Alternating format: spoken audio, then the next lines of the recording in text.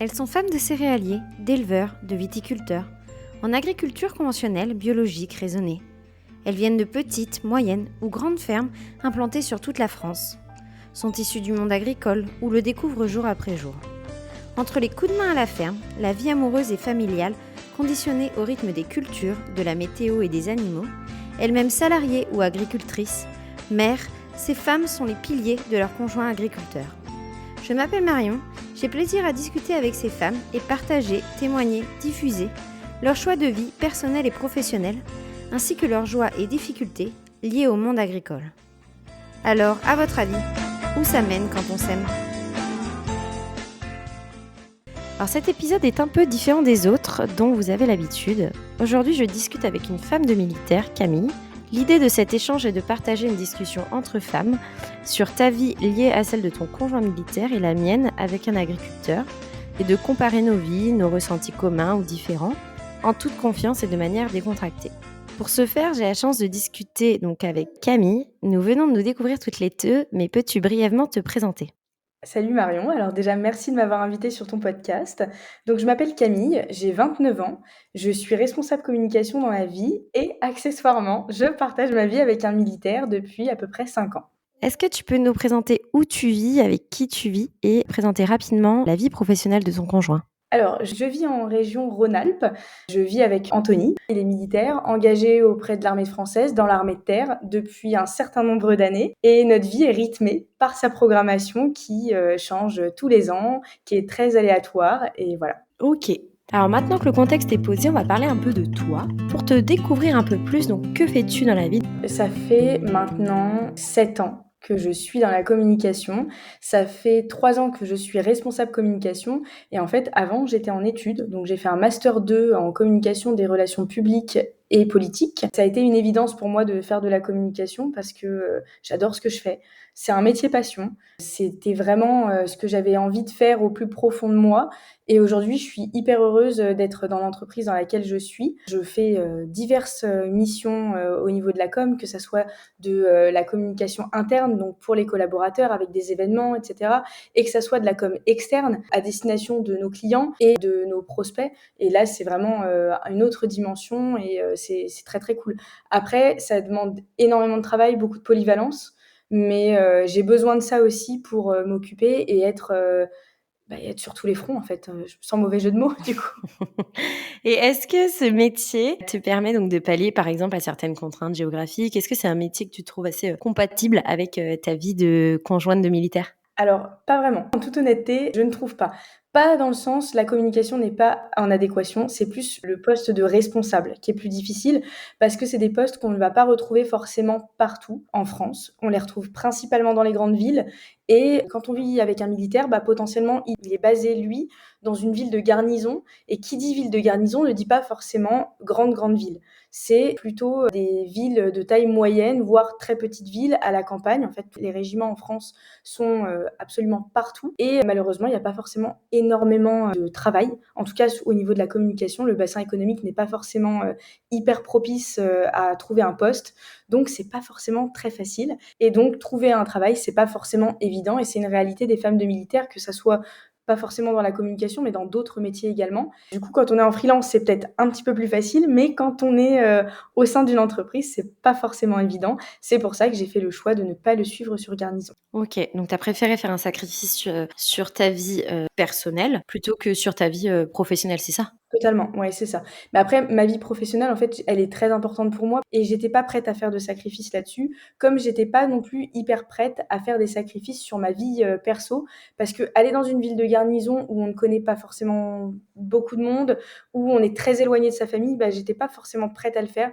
Moi, je voulais garder un petit peu mon cocon, mon petit confort. Donc, du coup, on a fait ce choix à deux que je ne vienne pas le rejoindre. Ok, et oui, ça s'entend, hein, c'est s'éloigner de sa famille, rejoindre son conjoint, arriver à la campagne. C'est déjà des premières similitudes qu'on a avec une vie de femme d'agriculteur. Oh que oui. On en parlera un peu après. Est-ce que tu pourrais faire une reconversion professionnelle pour vous faciliter la vie plus tard ou à un moment donné dans votre vie de couple ? Ou est-ce que vraiment ta carrière est aussi importante que la sienne ? Je dirais qu'elle est aussi importante que la sienne. Donc non, je suis pas prête en fait à faire une reconversion et tu vois, même là, quand tu me poses la question, en y pensant, je me dis: «C'est inconcevable». Non, c'est pas possible. Pour l'instant, en tout cas, je suis pas prête du tout à faire ce genre de sacrifice. Après, peut-être avec les années et cetera, mais je pense qu'en fait, je suis tellement bien dans mon métier, non, je pourrais pas faire ça. Par contre, un jour, potentiellement, s'il le fallait, je ferais des concessions. Peut-être, quitter l'entreprise dans laquelle je travaille actuellement, me rapprocher de lui, même si ça serait peut-être un peu compliqué, mais ça serait possible, ouais.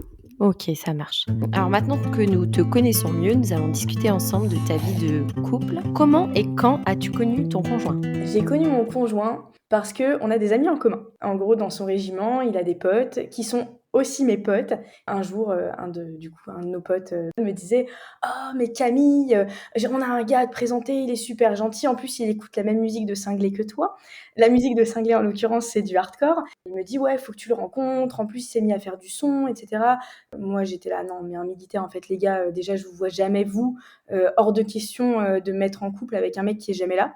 C'était, inconcevable pour moi. Une année se passe depuis cette discussion-là et un jour, je reçois un message donc de ce même pote qui me dit: «Écoute cette musique». Moi, j'avais oublié qu'Anthony faisait de la musique, pour moi, c'était, il y avait pas de sujet là-dessus. J'écoute la musique et mon pote me dit: «Écoute, fais-moi un retour, qu'est-ce que tu en as pensé?» et cetera. Je fais un retour. 5 minutes après, je reçois un message: «Merci, c'est super gentil, ton retour va être précieux» et cetera et en fait, c'était Anthony qui m'a envoyé un message pour me remercier d'avoir, écouté, d'avoir fait ce retour et de là, en fait, on a commencé à discuter en se disant: «Ah bah, je suis allée à tel festival, toi aussi? Ah mais c'est fou, mais on connaît telle et telle personne en commun, c'est incroyable» et en fait, on n'a jamais arrêté de se parler. 2 semaines après ça, on s'est vus en vrai. Ça s'est bien passé, la rencontre était cool et puis on s'est revus, plusieurs fois et puis un jour, on s'est dit: «Bah, en fait, on va continuer de se voir, on va continuer sur cette lancée parce qu'on passe du bon temps ensemble, c'est cool» et en fait, voilà, je suis tombée amoureuse de lui, il est tombé amoureux de moi et aujourd'hui, on en est là. Et ça fait combien de temps que vous êtes ensemble? Ça fait 5 ans. Ok, trop chouette. Comment est-ce que tu l'as vécu au début d'être femme de militaire? Au début, j'étais un peu perdue. En fait, je voyais ça à travers mes potes, à travers, de la famille et cetera, donc du coup, je connaissais un petit peu le milieu, mais le vivre en tant que copine ou femme de militaire, du coup, c'est beaucoup plus compliqué, c'est beaucoup plus complexe, c'est pas du tout les mêmes sentiments qu'on va avoir et j'ai été, en fait, clairement plongée dans le grand bain. À partir du moment où j'ai rencontré Anthony, 1 mois et demi après, il était envoyé en sentinelle, donc c'est-à-dire, des patrouilles, dans les grandes villes et cetera, pendant 1 mois et demi et là, je me suis dit: «Ah ouais, là, on m'a lâchée dans le grand bain et devine comment on nage». Je me suis dit: «C'est donc ça, ce qui m'attend au quotidien». Ça a été, une bonne expérience parce que finalement, ça m'a prouvé, à moi-même que j'étais capable d'attendre, que j'étais prête à attendre. Ça a été pas facile, ça a vraiment pas été facile au début parce que du coup, c'est vraiment plein de questions qui t'arrivent en même temps et en même temps, c'est à ce moment-là que je suis allée faire des recherches de: «C'est quoi la vie de femme de militaire concrètement?» et que j'ai trouvé pas mal de réponses et que ça m'a rassurée, ça m'a confortée dans cette idée que ouais, OK, j'étais capable. Et à ce moment-là, quand tu as fait tes recherches, est-ce que tu as discuté avec d'autres femmes de militaires, par exemple? Est-ce que, vous avez, échangé pour avoir un peu, des ressentis, des conseils sur, comment, voilà, gérer ces périodes un peu plus difficiles d'absence et cetera? Alors, je m'étais abonnée à 2 comptes sur, Instagram, qui sont hyper bien et que je suis toujours d'ailleurs, où j'ai eu pas mal de réponses à mes questions. Mais comme elles sont mamans et que moi actuellement je n'ai pas d'enfant, c'était potentiellement pas évident de se projeter sur toute leur vie, mais par contre elles m'apportaient énormément de réponses. Ensuite, je me suis inscrite sur des groupes Facebook où là, du coup les discussions, il y en avait un petit peu par commentaire et cetera. Mais j'osais pas en fait poser mes questions parce que je me disais: «Bon, toi ça fait, 1 mois et demi que tu es avec, ton copain, tu as 15 000 questions, mais tu pas «légitime» entre guillemets. Tu vois, il y avait cette barrière de, elles ont vécu 10 000 aventures dans cette vie et toi tu arrives, «Bah moi, du coup, je suis en train de vivre un sentinelle, c'est le premier et je me sens pas bien» et il y avait cette barrière-là, enfin, c'était moi qui m'étais mis cette barrière. Mais c'est super intéressant parce que c'est aussi, dans les premières difficultés qu'on a aussi peut-être le plus besoin, d'aide. Maintenant, tu échanges, et tu as, ton propre compte un peu sur cette thématique-là où tu apportes toi tes conseils. Mais, c'est peut-être dans ces périodes-là où on en a, le plus besoin. Je pense, tu vois, moi j'ai eu des retours aussi de femmes d'agriculteurs qui m'ont dit: «Je suis pas du tout légitime à parler, à témoigner, parce que, il est en train de s'installer seulement, il est en train de reprendre la la ferme, ça fait pas longtemps qu'on est ensemble ou j'habite pas encore sur la ferme, et cetera. Et je me suis dit: «Oui, mais c'est aussi dans ces périodes-là déjà que les témoignages peuvent être hyper intéressants parce que, c'est des femmes qui se posent aussi, beaucoup de questions sur, leur projection avec un conjoint agriculteur et c'est aussi des nanas qui, à ce moment-là, ont peut-être besoin de réponses, d'échanges pour, se projeter aussi, dans cette vie, dans des sacrifices qu'on va faire, sur, déménager à la campagne, s'installer à la ferme, le suivre dans une période, l'installation pour, un conjoint, c'est aussi, énormément de paperasse, beaucoup de sacrifices, les dettes et cetera. Enfin bon, beaucoup de choses qui se mettent, en place et qui demandent, beaucoup d'implication, de la part du conjoint, beaucoup de stress aussi. Donc tu vois, là, ça fait complètement écho. Ouais et puis en plus de ça, tout ressenti est légitime. Que tu aies de l'expérience ou non, tout ressenti est légitime. Après, c'est sûr qu'avec l'expérience, tu es plus à même de donner des conseils, mais pour autant, on a besoin aussi de savoir ce que, entre guillemets, «les novices», on va dire ça, si on peut les appeler comme ça, avec, toute la bienveillance qui va avec ce mot, que les novices peuvent ressentir pour,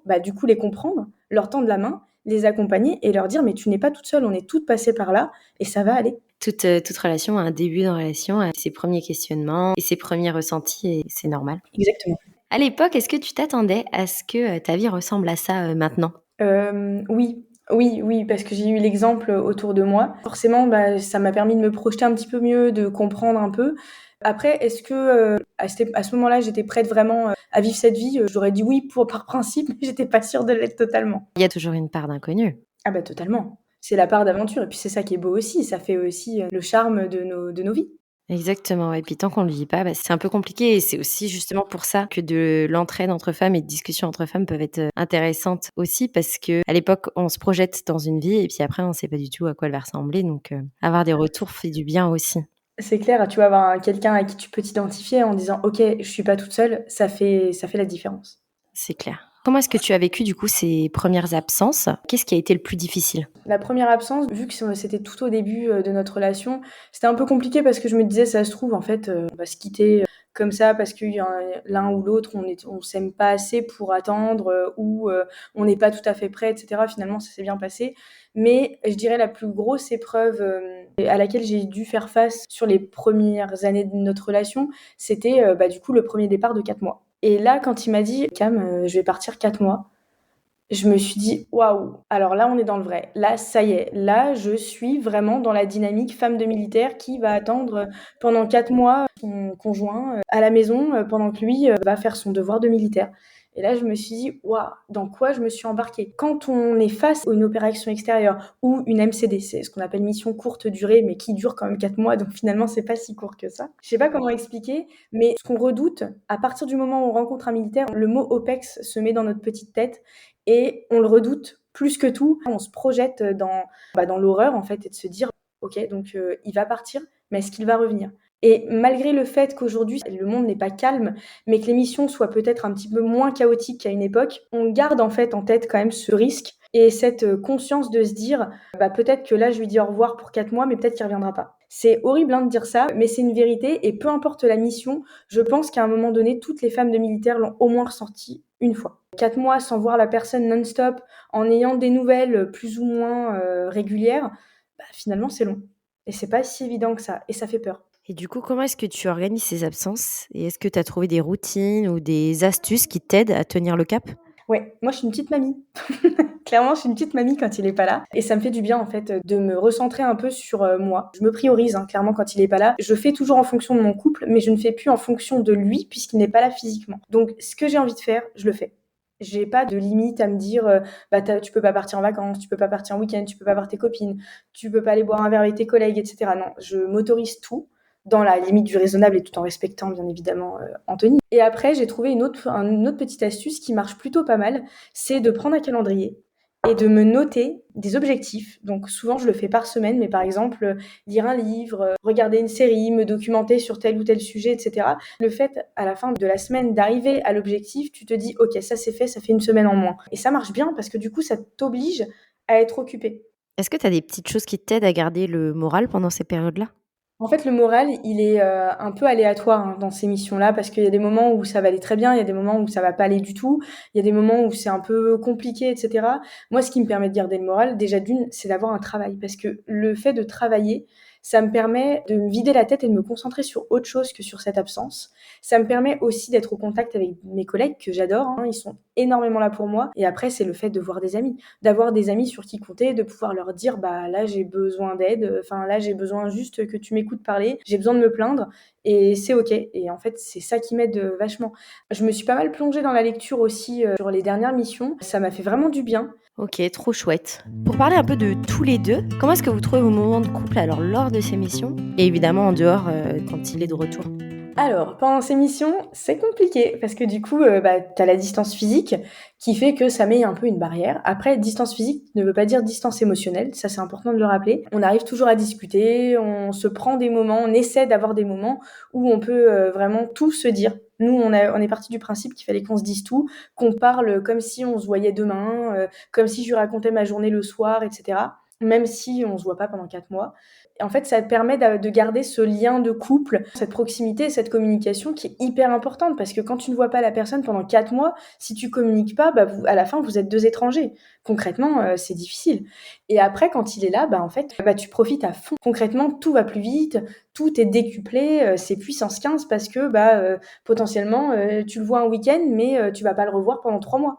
Donc, tu profites au maximum de ce que la vie peut t'apporter, des moments à deux, etc. Ça fait encore écho de se dire l'importance de communiquer quand ton conjoint agriculteur a des grosses périodes et qui part très tôt le matin, qui revient très tard le soir, que tu le vois pas. Il est là, mais en fait, il est là la nuit. Et puis, les moments où il est là, les moments où, tu vois, moi, les week-ends que j'ai où il est là avec les enfants et tout, je me dis, profite en fait. C'est des moments qu'on vit, je pense, peut-être encore plus.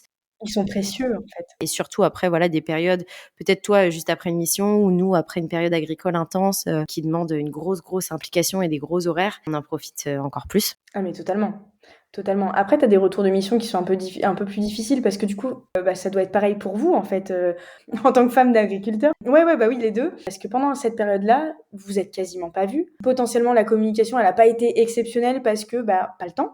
Et ben, faut réapprendre à vivre ensemble à partir de ce moment-là. Faut réapprendre à se réapprivoiser, à être ensemble, à faire des choses ensemble, à ne pas se déranger au sein de la maison.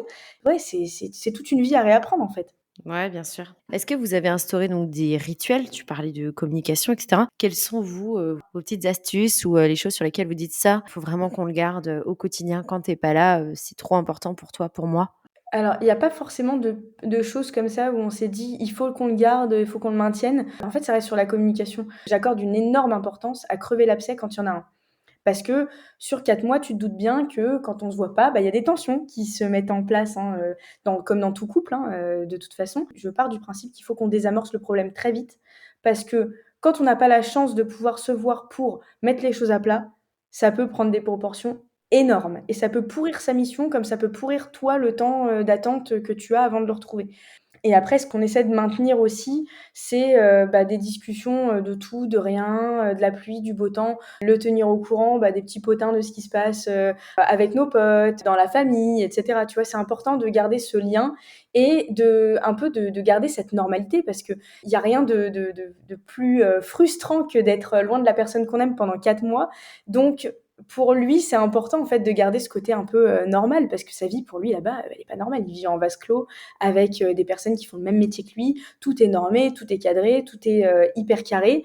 Donc quand il rentre, il n'est pas totalement déconnecté de la réalité si on lui a un peu raconté tout ce qui se passait en France. Je comprends bien. Est-ce qu'autour de vous, vous avez des amis, de la famille? Est-ce que tu te sens parfois isolée ou plutôt bien entourée? Eh ben, je me sens plutôt bien entourée. J'ai la chance, d'avoir la famille de mon copain qui n'est pas loin de moi. Moi, ma famille, elle est, plutôt vers Orléans, mais je rentre, assez régulièrement. Ils sont là aussi quand même pour moi. Après, j'ai mes collègues, hein, à qui je dis merci parce qu'ils me supportent au quotidien et ils me supportent encore plus quand Anthony n'est pas là, où il y a des jours où, c'est pas trop ça. Ils ont tout fait, à chaque fois qu'il est parti pour me remonter le moral, pour me faire sortir, pour, me soulager aussi, de plein de choses.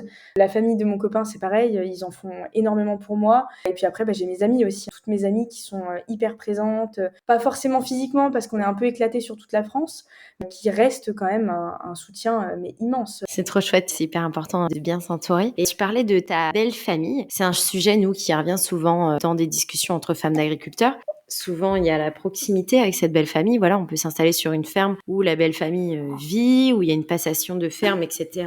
Donc, c'est trouver sa place, créer son lien avec cette belle famille. Toi, quel est ton lien avec ta belle famille? Tu parlais tout à l'heure d'angoisse, de peur pendant les absences. Est-ce que vous partagez ces choses-là? Est-ce que vous en parlez entre vous? Comment est-ce que tu crées ce lien quand il est là et quand il n'est pas là? Je pense qu'ils sont pudiques sur leurs sentiments, donc ils parlent pas forcément de la peur et cetera. Tu vois, c'est pas le sujet qui revient le plus, mais par contre, ils sont vachement présents dans le sens, quand il est pas là, par exemple, il m'invite, seule. Ça fait 3 ans que je passe, Pâques, sans mon copain, bah, je suis toujours invitée au repas de Pâques chez ses parents parce qu'il est hors de question de me laisser seule. Je fais partie intégrante de la famille et je pense que ça les rassure dans un sens de voir que je vais bien parce qu'Anthony aurait plus de facilité à me dire si ça va pas lui sur place, à moi, qu'à ses parents. Je suis un peu le pont entre, ses parents et lui. C'est toi qui apportes aussi un peu les nouvelles alors? C'est ça, c'est ça. Pour la petite anecdote, il a fait une mission, où il a été 42 jours, sur une île, quasi déserte qui appartient à l'armée française. Il n'y avait pas de réseau à l'époque, sur cette île, pas de wifi, pas de tout ça. Donc on passait par des communications satellites, donc des mails qui arrivaient une fois par jour à 8 heures et lui n'avait le droit d'en envoyer qu'un seul. Donc c'était moi qui faisais vraiment le relais entre lui, moi, sa famille. Ils ont été, hyper présents. Ça s'est très bien passé. Enfin, tout le monde savait que j'allais donner des nouvelles, que s'ils avaient besoin de faire passer un message, le message serait passé. Ah ouais, c'est dingue ça comme anecdote. C'était les 42 jours, les pires de ma vie, en même temps les meilleurs. Parce que du coup, 42 jours, c'est hyper long quand tu as pas de nouvelles, quasi pas de nouvelles. Mais par contre, comme je savais que je n'aurais rien, je n'attendais rien. Et ça a été un lâcher-prise psychologique énorme. J'étais hyper peinée quand il est parti. Je pleurais, je me disais: «C'est pas vrai, pas 42 jours, c'est long, je vais jamais réussir» et cetera. Et en fait, le fait, bah, tu vois, de te dire que tu n'es pas dans l'attente, d'avoir passé cette barrière psychologique, en fait, ça fait toute la différence. C'est vachement bien que tu nous parles de ça. C'est des choses auxquelles, quand on discute avec une femme de militaire, moi, c'est la première fois. Tu vois, le lien avec la belle famille, c'était des questions que j'avais même pas et en fait, c'est, en t'entendant en parler, je me dis: «Mais oui, mais ça, on a aussi ça en commun» et cetera. C'est drôle de voir des points communs là où on ne n'y pensait même pas. C'est pas forcément, hyper flagrant, mais je pense qu'on en a beaucoup plus qu'on ne le pense. Exactement. Du coup, bah, on va passer à cette troisième partie de l'interview J'ai hâte. où ce que je te propose, c'est de discuter ensemble de nos similitudes de vie. On a déjà commencé un peu à le faire entre femmes de militaires et femmes d'agriculteurs. En parlant avec moi, donc femme d'agriculteur, est-ce que tu penses là à des premières similitudes dans nos quotidiens? Bah, ouais, tu vois, avec ce que tu m'as dit, juste avant, par exemple, les périodes hyper intenses, pour, l'agriculture où, ils sont mobilisés à 100 et j'insiste bien sur le côté mobilisé parce que c'est un mot qui, je pense, nous est commun pour expliquer la situation. Toi, ton mari, il est mobilisé à 100 bah, sur sa récolte, c'est un engagement à 100 et donc pendant cette période-là, bah, toi, à côté de ça, tu le vois pas forcément, il est pas forcément super dispo pour la famille, donc je pense que ça, tu vois, c'est quelque chose qu'on a en commun. Exactement. Je discute pas mal avec beaucoup de femmes d'éleveurs et en effet, c'est des contraintes encore plus importantes sur des horaires qui s'étalent encore plus avec les traites, etc. Un éleveur, c'est encore plus d'imprévus, des vélages, des soucis avec des animaux qui s'échappent, etc. Enfin, c'est une vie encore plus aléatoire et au jour le jour et qui donne des contraintes en plus à cette vie de femme d'agriculteur. Moi, je pensais aussi, donc on parlait des absences. Dans une vie de femme de militaire, il y a des absences prolongées, donc on vient d'en parler, dues aux missions, à des déplacements. Et dans celle d'une vie de femme d'agriculteur, donc il ne s'absente qu'en journée, comme je disais, mais sur parfois des horaires très attendus, souvent les week-ends, les jours fériés. Tu nous as parlé un peu de comment tu gérais ces absences. Est-ce que tu aurais des conseils à une femme de militaire ou à une femme, alors j'allais dire d'agriculteur, mais de n'importe quel métier dont cela implique des horaires très importants? Je pense par exemple à des femmes de soignants, et cetera, qui ont des contraintes sur des gardes, de nuit, de jour. Des conseils concrets sur comment gérer ces absences et comment, bah, peut-être, voilà, ne plus y penser ou penser à soi. Honnêtement, le meilleur conseil que je peux donner là-dessus et ce qui a marché pour moi en tout cas, c'était vraiment de se prioriser, de penser à soi. Parce qu'il faut pas qu'on devienne esclave de ces absences, de cette vie parce que sinon, en fait, au bout d'un moment, bah, c'est une cocotte minute et elle risque d'exploser et ça serait dommage. Donc il faut penser à soi. On n'est pas obligé de tout faire toujours en fonction de l'autre, même si son métier est hyper prenant, peut-être plus prenant que le nôtre au niveau amplitude horaire, contraintes et cetera. C'est pas pour autant qu'on doit se mettre de côté. On est des femmes à part entière et on a le droit aussi, nous, d'être heureuses, d'avoir une carrière professionnelle, d'avoir des moments à nous et c'est important, en fait, parce que ça permet aussi de garder l'équilibre du couple. Exactement, ouais, ouais, penser à soi, prendre du temps pour soi. Je sais pas ce que tu en penses, mais Se faire plaisir, c'est Ouais. les week-ends où on est, seul à la maison, se faire joli, s'habiller, être fier de soi et de se dire: «OK, bah, je le vois pas, mais c'est pas grave, je pense à moi aussi, je sors, je bouge, je fais un peu ma vie». C'est ce que tu mets en place, du coup, toi aussi, quand tu es seule? Moi, je vais beaucoup à la ferme le voir. Alors, j'habite pas sur, l'exploitation. J'ai aucun sujet à, prendre la voiture avec mes enfants et aller le voir. Bah, je l'ai encore fait, ce week-end, tu vois? Il était dans les patates, je l'ai pas vu du week-end et ben, de me dire: «OK, j'y vais» et il voit ses enfants, il en profite, lui, il fait une petite pause aussi, moi aussi et comme ça, tout le monde se voit et on repart et tout va bien, quoi. Et puis ça fait du bien, c'est sympa. Exactement. J'ai cette chance-là de pouvoir aller le voir là où il travaille, donc autant en profiter.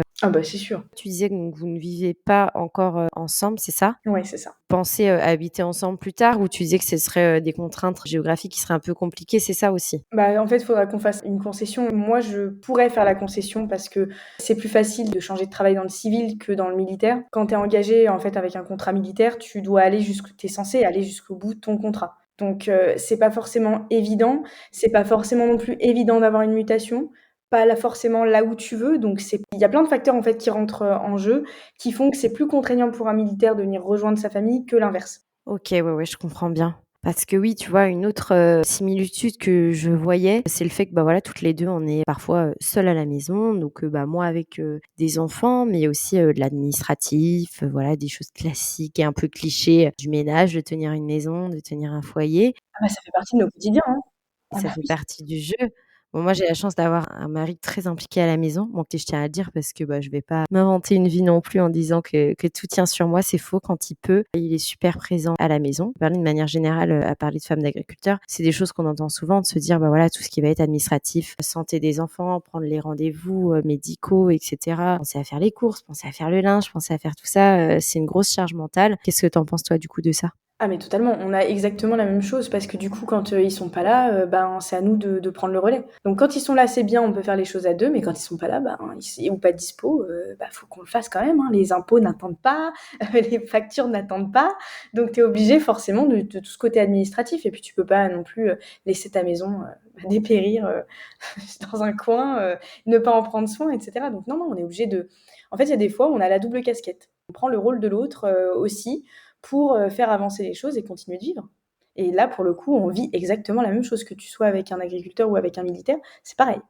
Ouais, je comprends. Je trouve aussi que nos 2 vies, à l'une et à l'autre, sont assez quand même centrées autour, du métier de notre, conjoint. C'est d'ailleurs un peu pour ça qu'on en parle chacune, sur nos réseaux, je pense. Le métier de nos conjoints influence tout, nos rythmes de vie, nos lieux de résidence, nos disponibilités, nos vacances. C'est pas évident toujours de séparer la vie professionnelle du conjoint de notre vie professionnelle à nous et notre vie personnelle. Comment est-ce que toi, tu trouves et tu prends ta place à côté de sa vie de militaire? Si on avait posé la question à Anthony, il aurait dit: «Mais toi, tu es l'ADU de la maison». En gros, c'est je suis un vrai sergent et je prends tout en main. C'est ce qu'il aurait dit avec, tout le mauvais jeu de mots qui va avec. Il aurait vraiment dit ça. Pour trouver ma place, en fait, je me laisse plus en tout totalement guider par son métier et je l'ai trop fait. De faire en fonction totalement de lui, il y a un moment donné où j'ai dit: «Stop, je ne peux plus, je n'y arrive pas». Ça me saoule que la programmation change tous les 3-4 matins. Un coup, tu étais censé être en terrain, puis finalement, tu y es plus et puis finalement, tu es pas là et puis finalement, tu es là. Non, c'est bon, il y a un moment donné, j'ai dit: «Stop», j'ai pété un câble et je me suis dit: «Ma vie, on va la séparer de la tienne. Oui, je vais m'adapter au maximum à toi, mais quand je ne peux plus m'adapter parce que mon quota de patience est atteint, je ne m'adapte plus». Par exemple, j'ai envie d'aller voir, je ne sais pas, un concert de je ne sais qui. Je prends les places 1 an à l'avance, j'en prends 2 en me disant: «Cool, Anthony pourra venir avec moi». Si sa programmation militaire change, tant pis, j'irai quand même. Tu vois ce que je veux dire? Ouais, je comprends et ça fait vraiment, écho aussi. Alors bon, moi, c'est des imprévus qui sont plus liés, à la météo, Bah mais oui, c'est je de me se doute. dire, bah, voilà, on s'engage pour des moments, familiaux, des moments avec des amis. C'est de se dire: «Non, aucune idée, je peux pas prévoir». Bah, je dis: «OK, bah, tant pis, je prévois et puis on verra bien, s'il sera là ou s'il sera pas là». Alors on dit: «Bah, cette période-là, c'est mieux, c'est plus sûr pour nous. Il y a moins de périodes de bourre, il y a plus de chances qu'il soit présent». Et puis, bah, si c'est en dehors de cette période-là, bah, c'est pas grave, je viendrai seule, je viendrai avec les enfants et puis je m'arrangerai. Et oui, gérer les imprévus, c'est pas toujours évident en effet. Mais tu vois, je suis étonnée d'entendre que, vous aussi avec, l'agriculture, vous avez autant d'imprévus. Alors forcément lié à la météo, ça on s'en doute, lié à la saisonnalité aussi parce que du coup, tu as des saisons bah, pour faire les récoltes et cetera. Mais je pensais pas que vous étiez autant tributaire d'imprévus comme ça.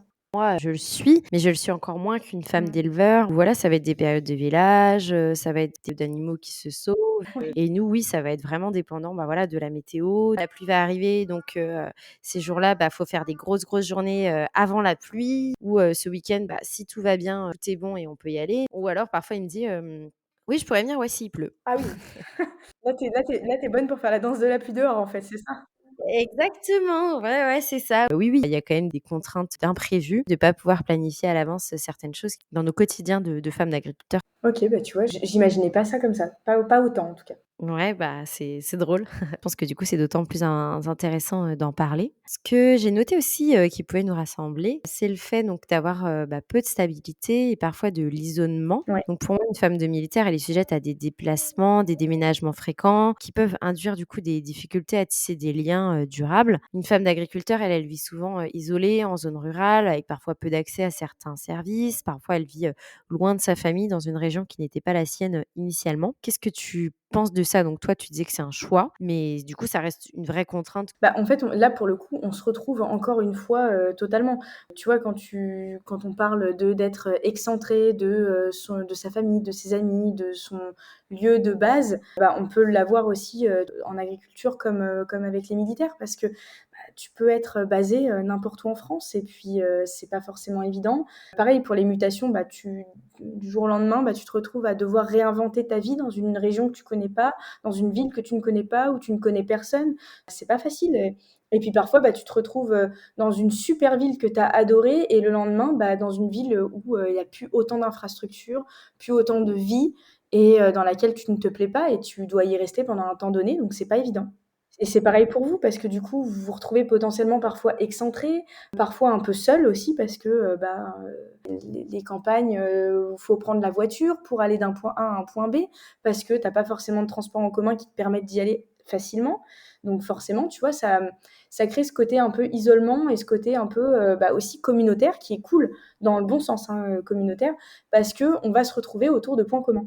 Ouais, non, mais exactement. Il y en a qui vivent, sur l'exploitation, donc bah, tu vis sur l'exploitation. Si tu ne travailles pas sur la ferme et que ton conjoint n'est pas là, tu peux aussi, te sentir isolé. Bon, comme d'autres qui vivent, en ville, qui ont fait le choix, d'avoir un peu de route, pour vivre à la ferme et pour justement pouvoir s'épanouir, elles, avoir une vie un peu plus, citadine. C'est vrai que voilà, c'est des choses, qui peuvent, vraiment, être similaires, entre, vos vies, et les nôtres. Oui, On en parlait un petit peu tout à l'heure. On peut aussi être lié par des sacrifices, personnels. Voilà, il est parfois difficile donc de mener une carrière personnelle stable. Parfois, il y a une mise en parenthèse de nos ambitions, de nos projets ou des études ou du travail. Donc, toi, tu nous as présenté, le fait que ce n'était pas ton cas, mais ça peut être le cas d'autres femmes de militaires. Moi, pour le moment, c'est pas mon cas, non plus, mais géographiquement, ça va le devenir et puis, en fait, mon requestionnement se fait aussi, lié à la ferme, de me dire: voilà, ma carrière, elle évoluera comme ça. Peut-être qu'à un moment donné, je me mettrai à mon compte. Enfin, je repenserai, ma carrière et je repartirai dans d'autres secteurs d'activité. Parce que la ferme, peut-être parce que aussi, mon tempérament, mes ambitions changent aussi, mais c'est des choix que je ferai aussi pour ma vie de famille et ma vie de couple, liés au fait de partager une vie avec un agriculteur. Ça, qu'est-ce que tu en penses, toi, sur des sacrifices pro ou perso qu'une femme fait pour, un métier, contraignant? on en fait tous plus ou moins à un moment donné, même si par exemple au début tu es pas forcément flexible, à un moment donné tu es obligé un petit peu de lâcher du lest parce que tu priorises, ton couple. Après ça il y a c'est vraiment, chacun son degré de tolérance, chacun son degré de flexibilité et chacun fera l'effort qu'il a envie de faire par rapport à ça. C'est un peu en fait, je sais pas trop comment te répondre, à ce niveau-là parce que c'est très aléatoire, je trouve, d'une personne à l'autre. Exactement. Moi, ce que je dirais aussi peut-être, c'est de s'écouter. Oui, Je pense que totalement. celles qui le vivent le plus mal, c'est celles qui vont faire des sacrifices un peu par, Oui. dépit Ouais. et qui après, bah, peut-être s'en voudront ou le vivront mal. Tu vois, je te disais, moi, je pense que je vais en faire, mais j'ai pas l'impression que ce soit un sacrifice, en fait. C'est plus des requestionnements, et des repositionnements avec ma vie qui évolue, mais comme elle évoluerait avec, n'importe quel, conjoint dans un autre métier. Il y a des femmes pour lesquelles ça peut vraiment être un sacrifice de dire: «Bah, en fait, je peux plus travailler là où je travaillais parce que, bah, géographiquement, j'ai plus rien, je peux pas travailler dans ce domaine-là, à la campagne, ça n'existe pas, c'est des métiers qui n'existent pas à la campagne». Ça, c'est vraiment des choses avec lesquelles j'ai déjà discuté avec des femmes, dans ce cas-là. Donc c'est soit une reconversion, bah, qui va, encore plus les épanouir ou soit qui peut être au début vraiment, bah, mal vécue parce que c'est vraiment, un sacrifice et donc je dirais, bah, c'est peut-être dans le meilleur des cas, d'essayer de faire des choix, en se positionnant avec autant d'importance, je pense, que son conjoint, même si c'est pas toujours évident, mais justement de ne pas s'oublier dans ces choix-là pour le vivre au mieux, je pense. Ouais et puis ça te permet de garder une forme d'équilibre, en fait. De se dire, bah, OK, ma vie compte autant que la sienne et on fait des choix ensemble et on s'adapte aussi ensemble. Même si pour l'un des 2 parfois, c'est un peu plus compliqué parce que les contraintes ne peuvent pas être manipulées aussi facilement, avec des grands guillemets, que les nôtres, on peut quand même trouver des solutions à 2. Exactement. Je pense que ce qui nous relie aussi, toutes les 2, c'est la fierté. Oh que oui, totalement, je pense. Je pense qu'on est toutes les 2 très fières du métier de nos conjoints, de leur utilité sociale, de leur rôle, celle de nourrir et de défendre, les Français. On est, toutes les 2 sans doute, très attachées à des valeurs de solidarité, de travail, de résilience. Qu'est-ce que tu aurais à dire sur ce sujet? Je valide à 100 hein. Je pense que là, pour le coup et c'est un peu aussi ce qui nous fait tenir, on va pas se mentir, parce que quand tu vois les contraintes qu'on peut avoir et en fait, quand on se dit: «Ouais, mais en fait, il y a énormément de fierté derrière tout ça». C'est beau d'avoir quelqu'un qui s'engage, pour son pays, c'est beau d'avoir quelqu'un qui nourrit son pays, enfin, c'est l'essentiel, en fait et ça permet de compenser énormément par rapport aux contraintes, qu'on peut avoir. Ça fait pas tout, évidemment, mais ça permet d'avoir cette petite étincelle, de se dire, «Waouh, quand même, je suis avec quelqu'un d'important». Et c'est la vie que j'ai choisie. C'est un choix que j'ai fait, il faut pas que j'oublie ce choix-là. J'ai choisi moi de vivre avec un agriculteur et j'en suis, extrêmement fière et je suis reconnaissante de ce qu'il fait. C'est aussi, des valeurs que je retrouve, des valeurs de son métier que je retrouve dans sa personnalité en fait, d'engagement, de fidélité, de résilience, de quelqu'un, de très engagé dans tout ce qu'il fait, tu vois? Et Ouais, qui est lié à son métier, je pense, moi en tout cas, d'agriculteur. Peut-être que c'est toi aussi des valeurs que tu retrouves, chez Anthony. Mais totalement. mais voilà, je me dis en fait, je suis aussi tombée amoureuse, d'une personne, mais d'un métier aussi, bien sûr. Ah bah, c'est ça, ouais, je pense que le métier fait partie, intégrante de nos vies. À partir de là, quand il est tellement prenant comme ça, on tombe d'abord amoureuse de l'homme, mais si on n'apprécie pas le métier de la personne, c'est compliqué. Quelle est pour toi la force qu'on développe dans ce genre de vie? Et je dirais qu'on développe énormément d'indépendance. Et je trouve que c'est une belle valeur. C'est quelque chose qui est hyper importante et je pense encore plus, vu la conjoncture, pour les femmes, d'être indépendante, d'être résiliente et cetera. C'est hyper important. Ouais, cette indépendance, on la cultive parce que le fait de, bah, vivre certains événements seul, de devoir gérer seul, même si on est 2 dans le couple, bah, quand ils sont pas là, ils sont pas là et ça nous permet, de développer des compétences énormes, d'apprendre à se connaître, de savoir se débrouiller par nous-mêmes et de se dire: «Bah, en fait, j'ai besoin de personne à part de moi». Je sais pas ce que tu en penses, je sais pas si toi, ça serait une des valeurs aussi que tu mettrais en avant, mais pour moi, l'indépendance, c'est vraiment, le maître mot de ma vie, un peu. Il y aura peut-être un petit bruit qui rythme, cet épisode, mais justement, en fait, si je restais, qu'avec mes enfants. Alors, moi, je suis pas maman au foyer, hein, mais je veux dire, bah, le week-end et cetera, où je m'en occupe. Bon, je suis beaucoup aussi aidée avec ma belle famille. On parlait tout à l'heure de proximité. Ça a ses inconvénients, bien sûr, parce que ça peut être parfois un peu, envahissant, bien que moi, ce soit pas du tout le cas et en plus, bah, j'habite pas sur la ferme. Mais c'est aussi une grande aide, de les avoir à côté, de les avoir qui s'occupent des enfants, qui me permettent moi aussi d'avoir justement mes temps, pour moi, en dehors de week-end solo avec les enfants et ça joue beaucoup aussi dans l'équilibre. Prendre du temps aussi, voilà, pour, avoir ses passions, ces choses qui nous font du bien à nous en tant que femmes, à côté de mes mini-humains ou de mon mari, bah, ça me fait aussi, beaucoup, beaucoup de bien et je pense que ça joue beaucoup dans mon épanouissement de femme d'agriculteur. Ouais, bah, oui, oui, mais je te rejoins là-dessus, hein, vraiment pour le coup, je suis totalement d'accord et ça ouais, ça permet de, bah, déjà d'une de s'occuper, de développer plein de compétences et de se faire du bien. Pour conclure un peu, cet échange toutes les 2, est-ce que tu aurais un conseil à partager avec une autre femme de militaire ou une femme, dont le métier, le rend peu disponible? Je lui donnerais le conseil de s'écouter, d'être vraiment à l'écoute de ses émotions, de, son ressenti, de plein de choses parce que ça va permettre d'aussi de nous guider dans les moments où c'est pas forcément facile et d'écouter vraiment, toutes ces petites choses que le corps nous fait, ressentir, que, la santé mentale est hyper importante parce qu'on n'est pas obligé de faire face toujours toute seule. On a plein de moyens de se faire aider, et sonner la tirette d'alarme en disant, «OK, là je peux plus, j'en ai marre, je me sens seule, ça va pas».